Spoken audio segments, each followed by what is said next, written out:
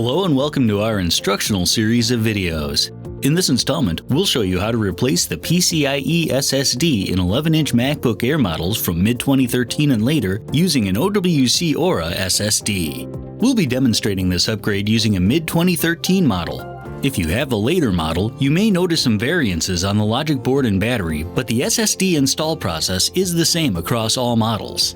We've already backed up our data, shut down and unplugged the MacBook Air, and we'll be working on a soft static-free surface. We're now ready to begin.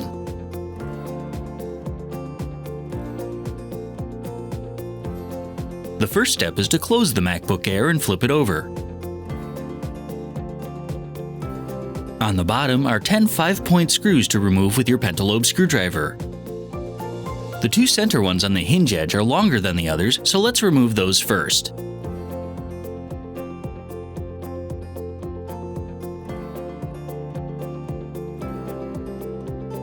Next, remove the remaining 8 screws.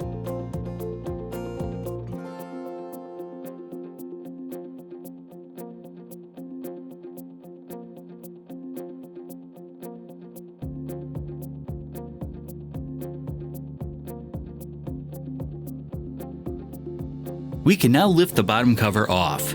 There's a snap on the underside near the center, so you may have to pull a bit to detach it.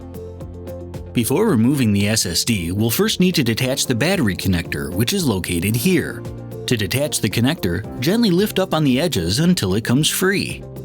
To remove the SSD module, you'll first need to remove the single torx T5 screw holding the end in. Once the screw is removed, you can gently slide the SSD module out of its socket.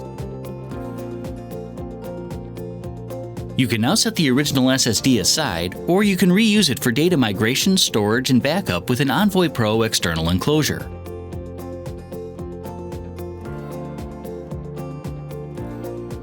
Depending on the model Aura SSD you have, there may be a heatsink or thermal pad on it, though it may vary in size, shape, and positioning. If your SSD has a heatsink or thermal pad, it's very important that you don't move or remove it, or else you risk damaging the Aura and possibly your MacBook Air. The notch on the Aura corresponds with the pin in the socket. Simply line the two up and slide the Aura into the socket until it's fully seated. Then, make sure the Aura is laid flat and secure it in place with the torx T5 screw.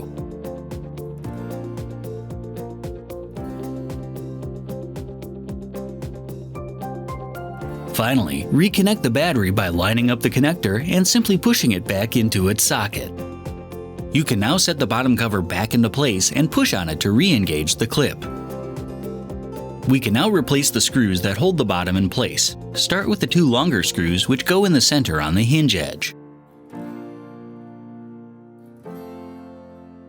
You can now replace the remaining 8 screws, which are all the same size.